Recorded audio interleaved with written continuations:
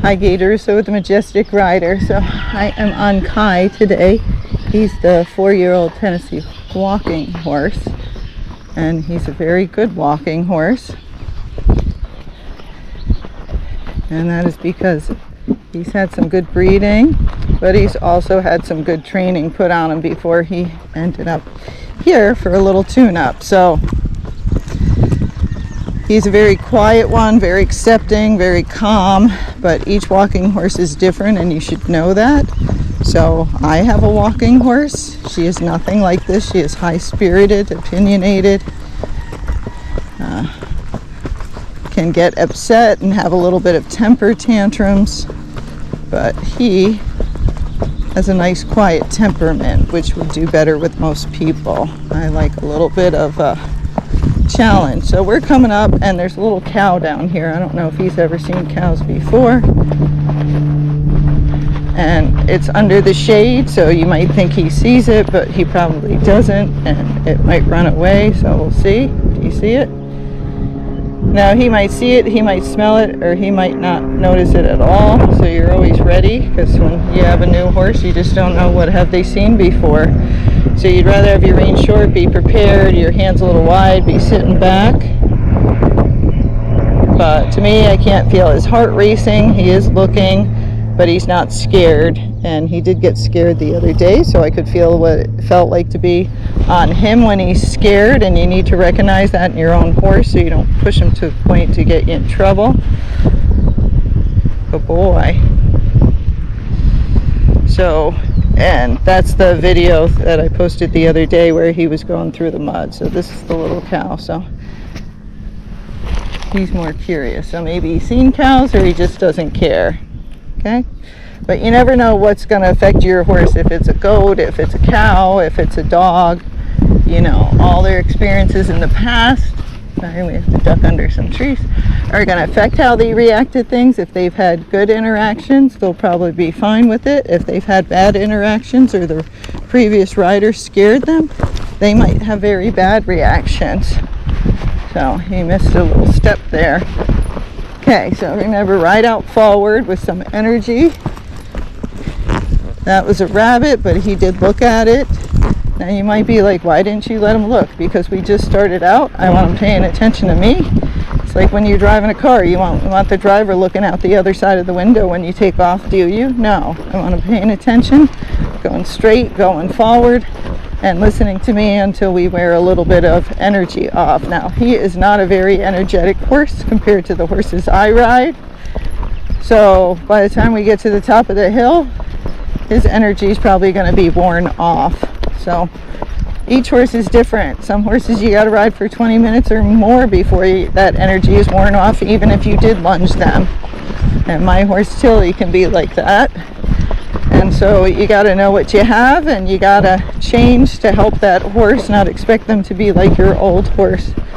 And if you don't want to prepare a horse or let it act like a horse, you know, run it around and things, many people don't, and I'm like, that horses need to do that. They need to be horses. Then you might want to get one that doesn't need those things, and make sure, because any quiet horse can turn nutty if he's not allowed to be a horse at some times. So allow them to run around and get their yayas out. Okay, so we're going to come up on that turn that I always talk about, where the scarecrow things are kind of behind the bushes. He has been up here, but now we've been trailering out, so I haven't come on our trail so much. So he was looking at that white scarecrow, and you see my reins are short. I have a hold of him. We're going by a tarp right now. He's not caring, but I have a hold of him. I'm not on a loose rein. I'm pushing him forward. I'm focused on where we're going. And you want to focus, like, I want to get to the top of the hill. That's where we're going, buddy. Okay. Now he's looking a little to the left at the other scarecrow, so I just slid the bit by half halting with one hand. That means squeeze and relax, like make a tight fist and then relax it, and then squeeze and relax with the other hand. That slides a bit across their tongue. I can do many things, but when I'm doing it now, I'm doing it kind of lightly just to get their attention. If they're yanking on me or doing something bad, there's the tarps. I might harder. But see, now he's getting the hang of this. You can tell he's enjoying it. So he's driving himself up this, because this is what I've been making him do. So he's engaging his back end, and he's trying to push himself up the hill instead of pull anymore. But now he's getting tired. But he really was cooking it down there while I was talking. So he's getting in better shape. He's using his hindquarters better. But walking horses, you usually have to keep them on their back end, keep them engaged, because if you don't, then they can get very heavy on their forehand and get a little trippy. Now I'm going to make them go over this dirt. It's a little weird, so I'm going to sit back. Go boy. So you want to help them through it. It's not just them. They can balance themselves just fine, but to balance with you on top is much harder. So you want to balance yourself, and when there's hard things, like we're going upstairs, stay out of their way. Get up out of the saddle when they're stepping up things to allow them to use their back. But you got to have good enough balance to get out of the saddle, squeeze your thighs, and keep yourself up while they're going up those things. If they're jumping up something and you can't get out of the saddle, or you get up and then you fall back and pull on their mouth, well, you might make them just fall down. So if you can't get up, you grab their mane or get some strap around their neck that you can grab and help to pull yourself up, and you start working out. You need to get in better shape. Okay, you need to help your horse if they're having problems. But young horses don't always know what to do. That's why I do not believe they are for beginners. Now, they might be very quiet, and a beginner could ride them here and there, but you need a darn good trainer to help you to get to the next state, because you could ruin that young horse because you don't know what to do. And he might not need help for 2 years, but the day he needs help, if you can't help him, it can turn into a disaster. So I think beginners do better with older horses with experience, but like his temperament, very calm, okay, tolerant, not spooky. You know, those are the ones that are going to build your confidence, and then later on you can get a younger one. But learn, you have to help them, and that's the hardest part. People think you can just sit up here and be a passenger because you've gone to those trail riding stables, and those horses many times are 25 years old and up, and then you buy a 5-year-old horse thinking you know how to ride. Any young horse you have to help, and sometimes older horses that have not had much mileage on them, you're going to have to help too. So you have to know what you bought. Did you buy one with lots of experience and good experiences and calm, or did you buy one with lots of experiences that were bad and so the horse is petrified and really unsure? Or did you buy one with no experience at all, and then you have to help put good experiences on it? Just like people, horses always remember the first. So if the first trail ride is enjoyable and short and not scary, they're going to like to go out on the trail, especially if they get some grass. If their first trail ride is 6 hours with 60 horses and they're petrified, don't know what they're doing, and going up and down stuff, and they don't even know how to balance themselves and don't know how to balance you on top of them, that horse that's going to turn into an anxious trail horse, one that's not comfortable going on the trail. And you can fix many of those things, but you have to go back and pretend they were not trained at all and just totally restart them over. Because otherwise you're going to miss things and those holes are going to show up later. Alright, so let's go back to walking horses. He's like, holy cow, you talk a lot. So all I'm doing, you have probably seen, his head's been down the whole time because I have a light contact on him here and there. I'm just half halting, and otherwise I'm just guiding, and this is just our communication line. I'm not pulling on him, he's not pulling on me. He should be very light in the bridle. Now we're starting to go downhill, so I'm going to squeeze, relax on the reins. Squeeze, relax. Now he wants to look, and horses don't see like us, so he put his head all the way to the ground, and now he's looking sideways, and I'm giving him time. So I have a branch in the way and two sticks kind of sticking up, and so we'll see if he goes over it well or he trips over it. But I'm giving him a chance to look at it because he's a young horse, and I'm like, this is a little weird and difficult, and so you need to figure out how to get through it. How do I know when to move on? When they're not looking anymore. So now, as I get up to it, if he wants to look down at it, I will, and I'm going to sit back and my legs are forward. So that way if he tripped or did something by accident, my body would be back, and then I would pull on the reins to try to help brace for him so he could lean on the bit and push himself back up. These horses are not like regular horses, especially the walking horses. So some catch themselves really well and some don't. he's big horse and he's young, so he's not going to know how to use his body as well. He will when he's like, I don't know, 8 to 10. They keep trail riding him and doing all this stuff. He'll be a stud at that point. But in the beginning, you got to help him. So you got to sit back and be prepared, not just be sitting there chit-chatting with your friend and then you're like, oh, he tripped. He's such a tripper. Oh, these walking horses, they just trip all the time. I hear that a lot from people who don't know how to ride them, or they bought a show one and they're riding it on trail and the horse doesn't know how to handle the footing. There's so many things that cause tripping. But the majority of it is people riding the horse wrong. They're not paying attention. The horse is not paying attention. Okay, so. All right. So he was leaving a load there. So what we're going to do, we're practicing his gait. And so I want to do a running walk up this hill. Now his head's getting a little low, so I'm going to lift my hands up. I don't want his head so low that he's heavy on his front end. Remember, I want him driving from his back end, light on the front. So half halt release, pull up towards the sky as I half halt if he's getting his head down too far. So half halt release, see me pick my hands up because he's putting his head down too far. Okay? When they're learning how to use their feet and stuff, I don't give them a long loose rein. They don't catch themselves like quarter horses. They usually plow into the ground first and then they try to catch themselves. So they move differently, they react differently because some of them, like this guy, they're a lot calmer. So they're just like, maybe I'll just sit here and eat some grass and then we'll get up. How about that? And I'm like, no, now. So you gotta know they're different and so they react different. So you can't ride them like the other ones. So keep that contact in the beginning. Keep them alive and alert and ride out. Don't walk like this. Here we go. He's not paying any attention. I'm not paying any attention. Now we're wobbling. Yeah, we're wobbling down the trail. Now he's got all his weight on his front end. Yep. One little trip, I'd be over his head. So no, they're not bred to walk around like that. You can do that once in a while, but don't do it if your horse is pacey or trippy. Just don't ever do that. You can stop and take a break, but don't walk around like that. It's going to put you at high risk. So know what they are. They're calm, and that's why they do, well for beginners. But you didn't think it was going to be perfect. You got to do something. And you still need to learn how to ride.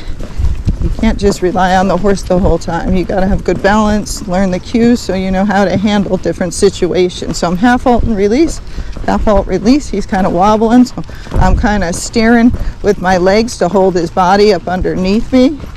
And then we're going to be going downhill. Half halt release.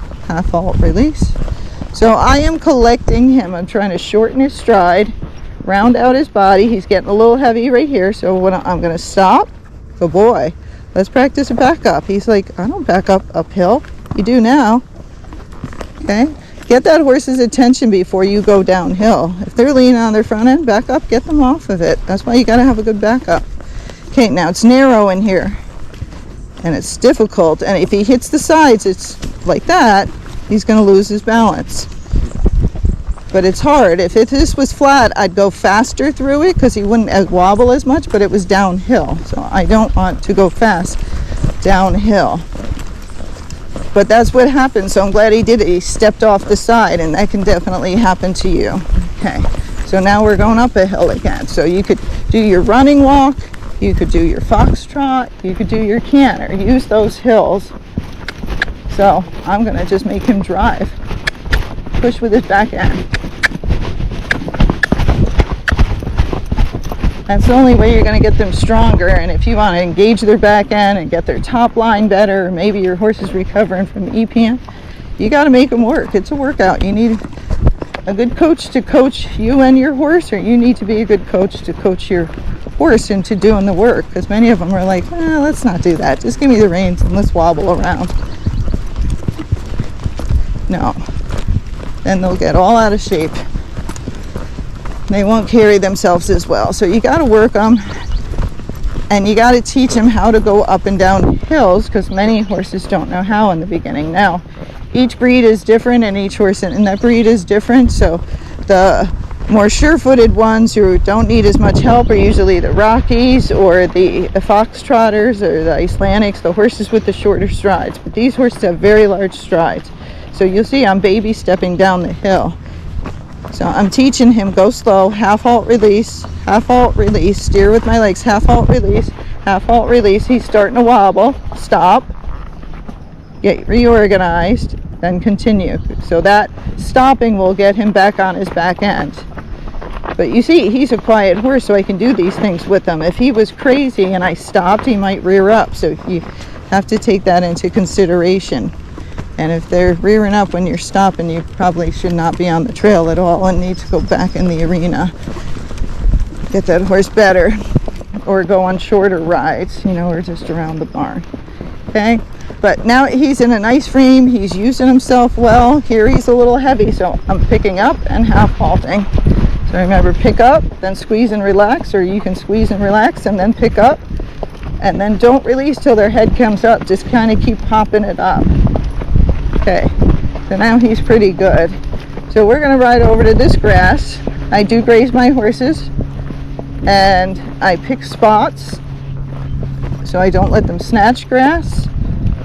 So I ride up to it, and then I'm going to say, okay, and let him put his head down. Now I'm going to watch my breastplate. Okay, so the breastplate's a little tight. So I guess we're here. We'll try to eat the longer grass, because you can bust your breastplate by them putting their head way down. And we'll see. We'll just a couple bites and then we'll go back.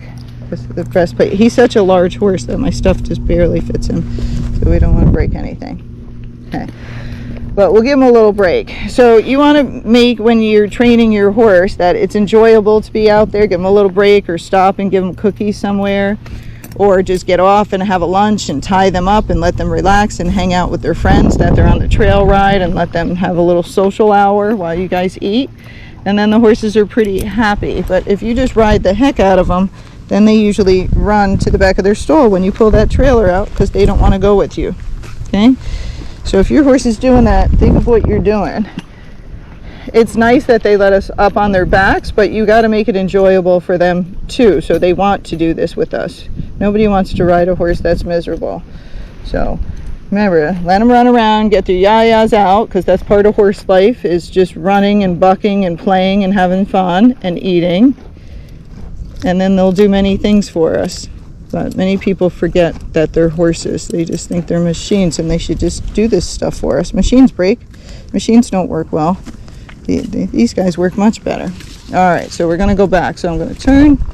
Now my reins are long, so I'm going to sit back because we're going over rocks, and he's starting to grab for food, so I'm going to pick up. And if he kept grabbing for food, I'd either kind of yank up or slide the bit really hard. And that way it would make it uncomfortable every time he went for the grass. And the smart ones go, I'm not going to get grass anymore, because that's very uncomfortable. The ones that are not so smart, you might have to use your stick or spin them around or do something. But every time they snatch, you give them something hard to do and something that's not pleasurable, and they will stop grabbing for the grass. Now, grass like this that's in our way, can't do anything about it. So then if you're riding in places like that, you could either put a grazing muzzle on to help you, or if you're like, I don't care if he grabs one little piece as we go through. If that's all he's doing and you're not getting stuck in there, then that's okay. All right, so we got a hill. So every hill, engage your horse and make them push you up it. Now they can saddle gait up this as well. They can foxtrot. They can do a flat walk or a running walk, okay? A really speedy rack is not going to build up your horse's strength. It might separate his legs, so if you're working on something different, that's fine. But otherwise, I tend to stay in the intermediate gaits, and I'm not a speed racker. Our trails are more up and down in the woods and things, and speed racking, you got to have long, flat areas to really get speed, and we just don't have that where we ride. So you won't see me speed racking very much at all. For that, you got to follow somebody else. All right.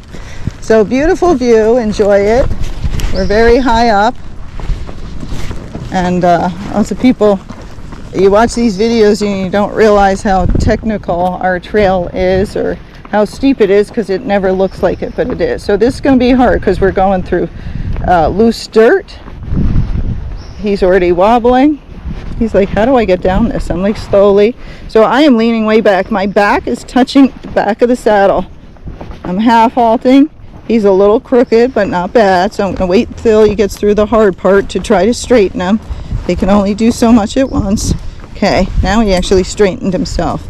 So I want him, if I can, to get him to go down the hill straight. If you got one of those walkers with like a 3-foot overstride, they might have to go down every hill sideways because it's just too hard for them.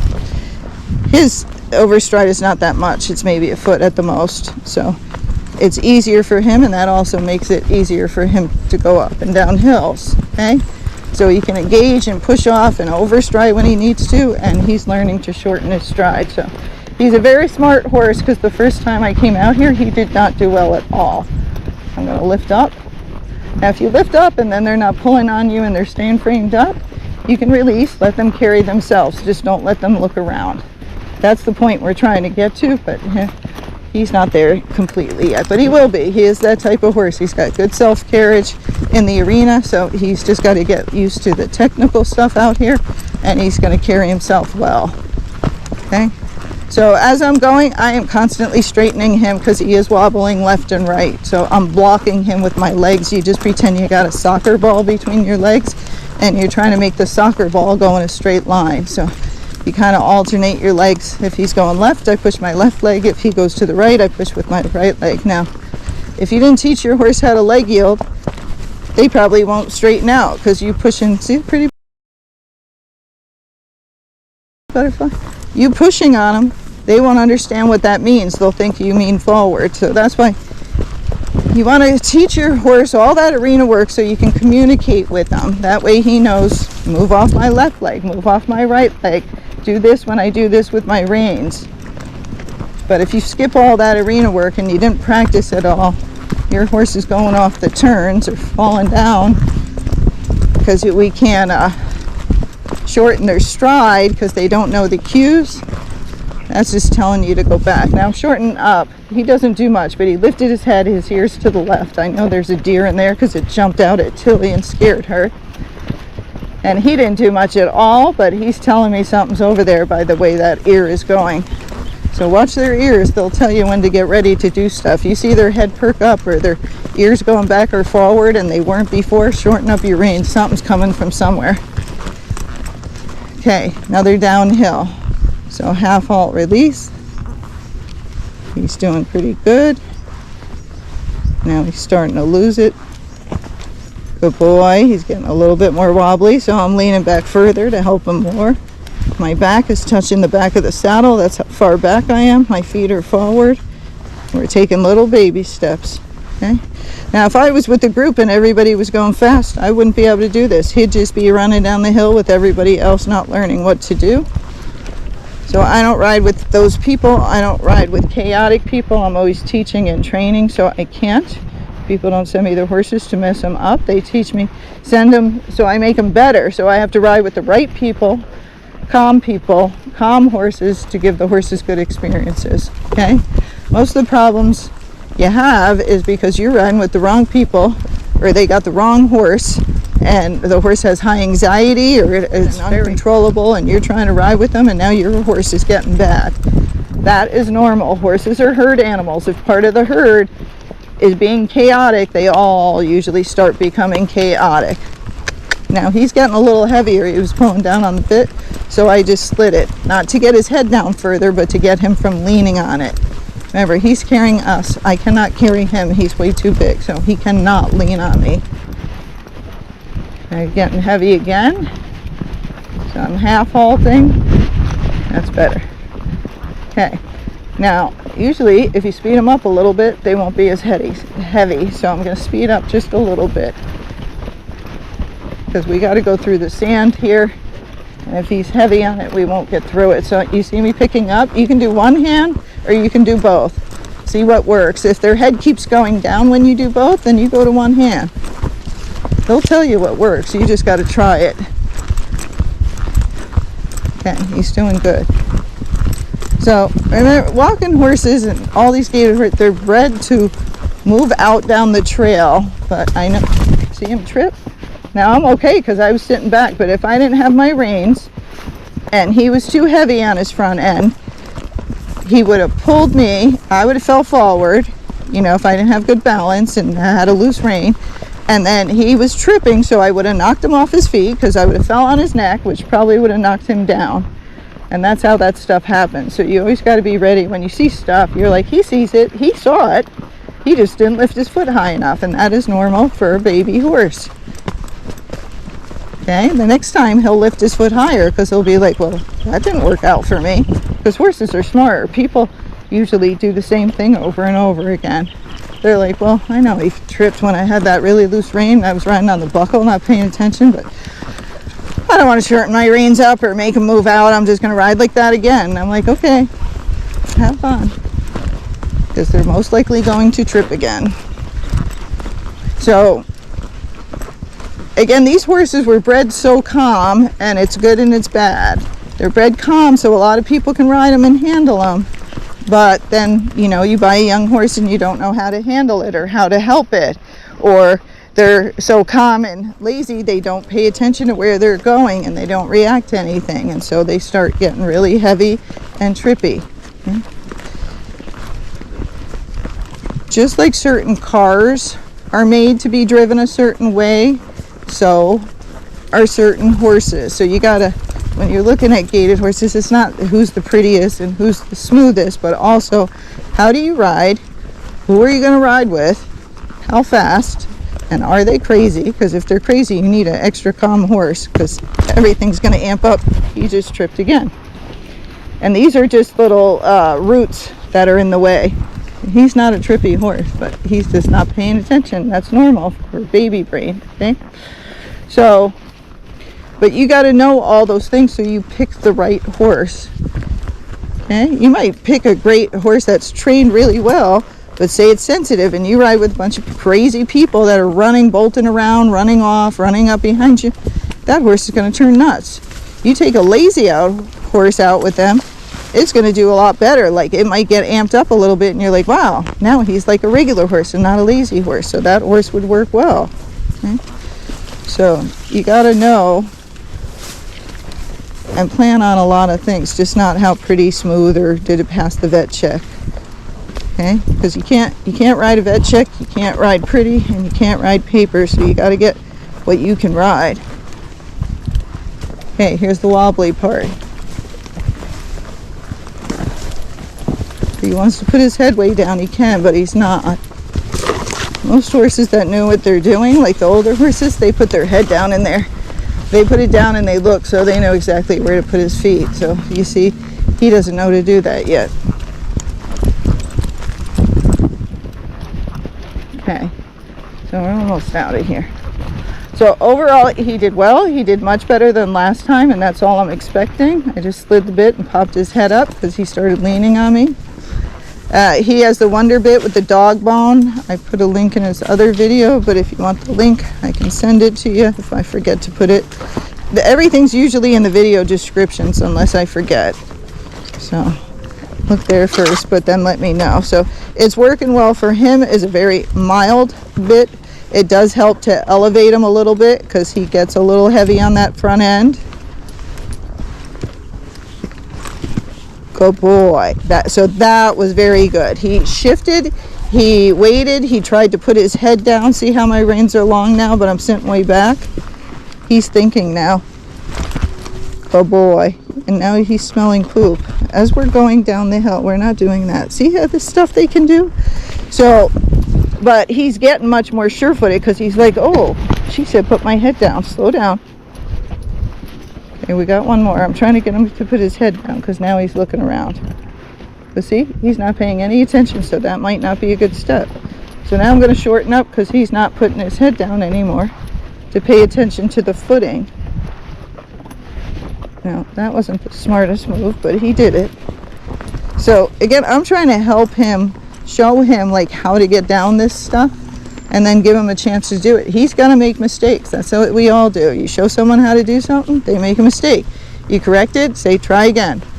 That's what you do with the horse. You try to show them what to do, and then you give them chances to try, and then you show them again, and then you let them try again. Except, you know, when they make mistakes, it might be a big mistake. So be a little bit careful about it. All right, so we're going to go down this hill really slow. Okay. Again, this is not how I was walking out there, because that's too slow of a walk for him. He's not going to pay attention. But he's doing very well going down the hill. And so how long am I going to walk this slow down the hill? A long time, probably, I don't know, a month or so. Now he's listening to something. There's a hawk flying around. Good boy. Now again, I let him look because he's not a spooky horse. If this was a real spooky horse and it spooks all the time, I'm probably not going to let it look, because some of those horses, the more you let them look, the spookier they get. So all these things you have to realize, like, what kind of horse do I have? Oh yeah, I got the one that looks and then gets really scared. So Tilly's kind of like that. Some of the time she can look and she's okay, but she usually needs me to push her forward, or she's like, not going still. I know I looked, but no, not going. And I'm like, yeah, you are. So she needs a little push. He doesn't so much. He just looks and goes, yeah, not afraid of that. It's a bird. Let's go. So you got to know which kind of horse do you have, or do you have one that's in between the two? Half halt release. He's speeding up now. Half halt release. So now it's not as steep, so he started kind of swinging up underneath himself, but it's too fast for going downhill. It's going to make him unstable. So again, I got to teach him what to do, so it helps the owners, and then they can learn what to do. Now I'm shortening up because he's looking like something's in the bush. See his ear to the left? So there's quail in there, but sometimes there's people in there. So when they tell you something's there, you're like, I better shorten up and get ready, because something might just come out.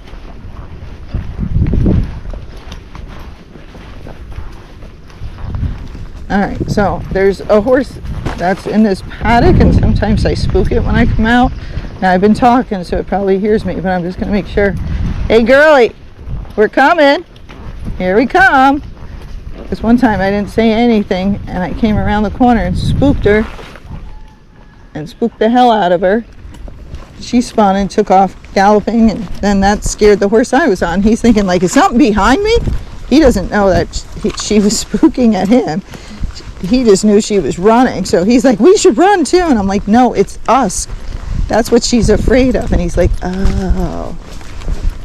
So then they calm back down. But if they get that energy up, something really spooked them, it might take a while to calm them back down. You know, the good horses, within a couple of minutes, they're back to calm. But most of them, it's a half hour, and some, it takes a whole hour to calm them back down. I'm sure you have friends like that too. You're like, stop being a drama queen. It's really not that bad. Okay. So no grazing. Now that we're back home, I'm going to tie him up for a bit so he can think about how fun that was to ride with Gaye. We're going through slop. Good boy, because he didn't like going through mud when the other trail. Good job. So all these things, you know, each horse is different. Some will plow right through stuff and other ones won't. So, but you got to expose them to everything. Like there's a cow there, we have a mule. Show them everything that comes into your barn. Don't hide from it. Walk them around on your trails. Get them used to everything. Oh, and look, Tilly's tied up. Right? Waiting for us. Because she was a little fast on her ride. And yes, I have people around watching her, just in case.